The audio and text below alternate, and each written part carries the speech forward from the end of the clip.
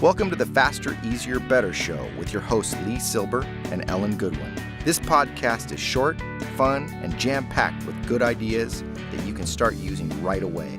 And here's your hosts, Lee and Ellen. Welcome to the Faster, Easier, Better show. I'm your co-host, Ellen Goodwin, along with my co-host, Elle.Ribless. It's my name backwards. Oh. Because we're turning things around. We are turning things around. We're going to talk today about turning things around when you get into a rut. So why are you looking at me? I don't know, because I'm just still processing your name backwards. I don't even know how to say mine, but okay. So when you get in a rut, whether it's a business rut, a personal rut, a relationship rut, you got to get out of it.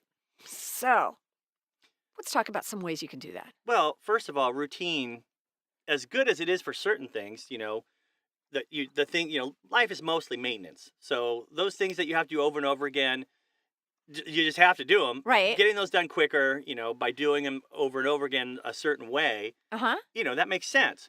But when you want like an idea or you want something new in your life, you've got to kind of get out of your routine and try and do something different. Or whether it's changing the radio station, changing the way you get your news, watching a different show, driving a different route to work, whatever it is, those little things, all of a sudden you start noticing things that you didn't before. And that's where ideas come from. You take something over here and something over here. Put them one's together. new, maybe one's something you already knew, and you put them together, and then you've invented something or come up with the solution to your problem. So, it seems like, but this is the longer way. But maybe you find a shortcut by taking a different route to work.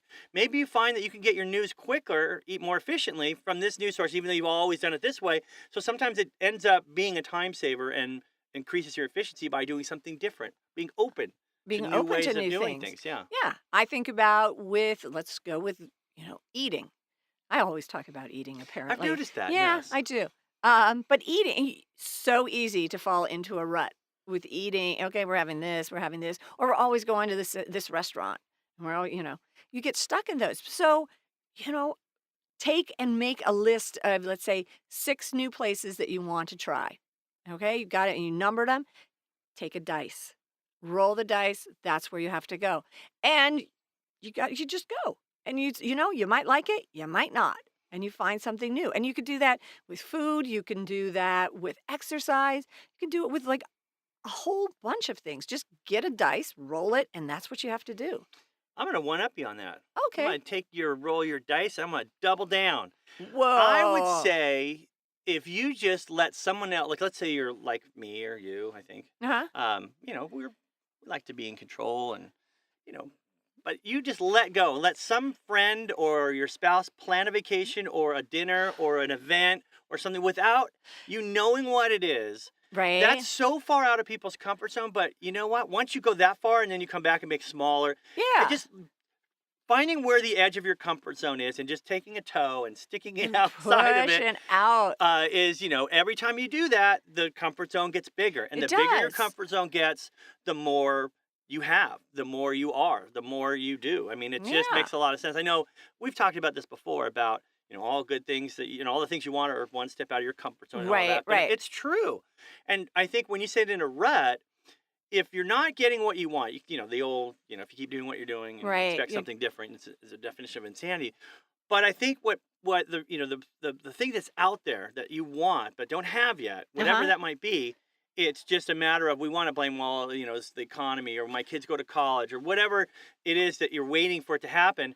It's just taking that step. So this is, our thing's about efficiency, but it's also about finding better ways to do things and that, faster, easier, better. Right. How do you find better ways to do things? You have to try different ways to do things. And that's outside of your comfort zone, but there lies the wonderful things that you've been missing. They've been there, but you didn't see them. Right. And I've also heard it said that your comfort zone can be a rut. You are so comfortable in there, and it's a matter of perspective. Is my comfort zone? It's a rut. Doesn't matter. You need to push outside of it. Being uncomfortable or being comfortable with being uncomfortable is something that it takes a while to get used to. But for me, I used to be afraid of heights. When I looked down from a building, my knees wobbled. And then I just started doing like cliff jumping but small, like, yeah, just first of all, off the edge of the pool, then a 15-foot diving board, then a 30-foot cliff. Wow. I worked my way up to 85 feet. Holy cow. And I'm here. I survived. Yeah. But now, everything below 85 feet, cake. Yeah. But I worked my way up with small challenges until I got to where I thought, okay, that's outside of the comfort crazy zone. time. Yeah. Yeah. And my brothers have to stop, like, pushing me. You're going. Woo! Where did you jump 85? Jamaica. Okay. Wow. No, that's a pretty extreme example, but it's a very good example. You just little by little got out of that rut. And even if you were afraid of heights, just doing those first couple. Well, I was still... always, I'm not kidding about my brother pushing me. Oh, really? Almost. Metaphorically, okay, I guess. But I would say, when we were all in a group, I'm going first. I don't care. I'll be the one you'll find out if it's too shallow after I jump, but I'm not going to watch you. True. Same thing with parachuting. I'm like, I am the first one out of the plane when I parachute because I didn't want to watch other people and then freak out. Right. So, Nike, the whole thing about just do it. Uh-huh. It came from Bill Bowerman, who was the track coach at Oregon. Mm-hmm. Prefontaine was his star athlete. And then he founded Nike with Phil Knight. Right. And he would, when he would go around and they would say, well, I don't know if we can just do it. He would just say to that, just make it happen. Just do it. That was his philosophy. I don't want to hear excuses. Just do it.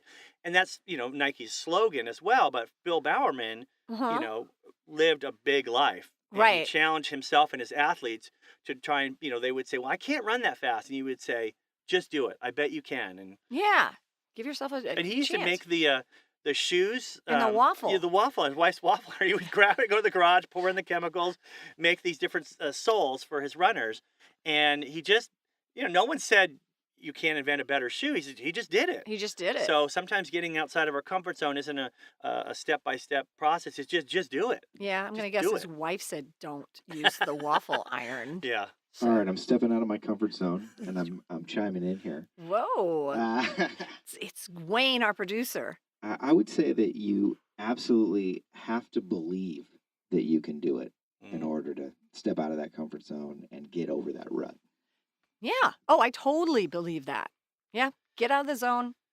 Yeah, I think I just gave that speech. It was to students, and they said, well, I told them, what's the one word you live by? Or what's your motto, your credo, whatever? And I had them write on an index card. They all held it up.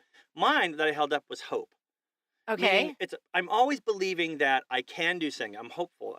It will happen, or else why would I continue to be a writer? Right. The next one's going to be a bestseller. The next one's going to get optioned for a movie, but it's the hope that it's going to happen, and that's partly what Wayne was saying. It's a belief. Yeah. That I'll be okay.